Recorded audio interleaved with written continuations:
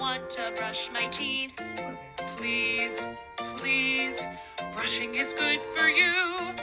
No, no, no, I don't like it. Ew.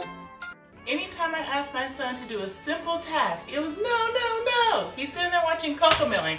Cocomelon's teaching him no, no, no, to say no to me. That's not okay. So you've all probably heard of Cocomelon. It's the third most subscribed YouTube channel right now, behind, of course, Mr. Beast and T-Series, with 182 million subscribers. All of them under 5 years old. I'm just kidding. Well, it turns out that it's not as innocent as it looks, and it looks pretty tinky-winky, Teletubby innocent. It's actually so bad that some parents are saying it's like digital crack for their kids. Like they're addicted to it, and they can get it next to the rec center downtown. Okay, not that last part. What's really creeping me out about this is the way the team behind it researches what will keep kids' attention. But we'll get to that in a bit. It's basically designed to be a toddler's dream. It's colorful, it's simple, and it's super engaging. I mean, I can't stop watching it. But maybe it's a little too engaging, and that's where people are starting to notice some red flags.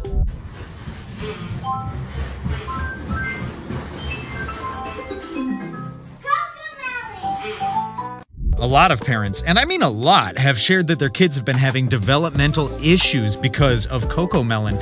Some sources say that kids are nearly 8 times more likely to show symptoms of ADHD after watching it. Jessica Sands, who is a child development specialist, has pointed out that, quote, Cocomelon is so hyper-stimulating that it actually acts as a drug, a stimulant. The brain receives a hit of dopamine from screen time, and it seems that the stronger the drug, aka the level of stimulation a show delivers, the stronger the hit. But why is it so addictive to kids? I mean, have you ever watched a Cocomelon episode yourself? The colors are insanely bright. I'm talking neon level saturation. You just took Molly and your pupils are huge bright. And the cuts between scenes are super fast. Every few seconds the scene changes. The colors flash, a new character pops up. It's constant action. Somebody just told me about this show called Cocomelon, and apparently for kids it's like crack. So I decided to look into why it might be, and here's just a little example of why it might be. Okay, so this is My Little Pony, just for reference, and I'm going to count as soon as the scene changes, and you'll see how many seconds happens. 1, 2, 3, 4, 1, 2, 3, 1, 2, 3, 4, 5, 6. Okay, now, so that was, a few seconds, 4 seconds, 5 seconds. Let's see how many seconds it takes for each one of these scenes to change. 1, 2, 3, 1, 2, 1, 2, 3, 1, 2, 1, 2, 1, 2, 1, 2, 1, 2, 1. And here's the thing, kids' brains, especially when they're really young, are still developing. They're taking in everything around them and learning how to process it all. But when you got something like Cocomelon throwing rapid-fire images and loud noises at them every couple of seconds, like a non-stop circus on their iPad, it's like their brains can't handle it all at once. It's almost like they're getting overstimulated to the point where nothing else in the real world can compete with it. I mean, these kids' brains are squishy. The stuff we put in there forms the neural pathways that stick with them for a lot of the rest of their lives. And so if all they know is then they think that's what life is supposed to be because that's how they were nurtured. Think about it. After watching something like that, going back to playing with regular old toys, oh look, it's a ball on a string, or even just sitting still feels super boring for them. Their brains have been conditioned to expect constant stimulation, and when they don't get it, they act out.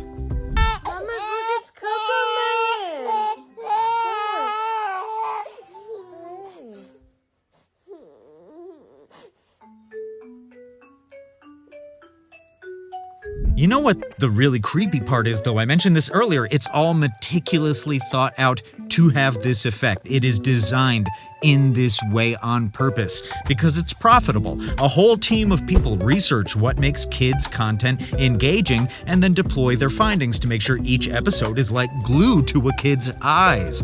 And the way they do it is pretty disturbing. This is from a New York Times article. Sitting on a sofa in a glass-walled room, a 2-year-old in a blue t-shirt is riveted by an episode of Cocomelon, an animated cartoon series full of vivid colors, cherubic children, and earworm songs like Miss Polly Had a Dolly and 10 Little Duckies. 3 adults stand outside a closed door, watching the toddler watch the television. One studies a computer screen that shows a live feed from a camera pointed at the tyke. And for kids over 2 years old, they have something called the Distractatron. Basically, they would get a kid to sit in a room with 2 TVs. One playing an episode of Cocomelon, and the other is playing something boring, like someone getting a haircut. Whenever the kid looks away from the episode to look at the Distractatron, somebody takes a note. Oh, maybe that part of the show is too boring. We gotta beef it up. It's not mega interesting what's on the Distractatron, said Maurice Wheeler, who runs the research group. But if they aren't fully focused, they might go, oh, what's that? And kind of drift over. We can see what they're looking at and the exact moment when they got distracted. A data and analytics team sifts constantly through YouTube numbers to determine exactly what resonates. Should a girl wear black jeans or blue jeans? Should the music be louder or softer? Should the bus be yellow or red? Yellow is the answer. Oh, that's so creepy. Sounds like some brainwashing, like if people were doing this in a sci-fi book, we would be rooting for them to be stopped. Subliminal messaging conspiracy shit in a nutshell, and it's actually real.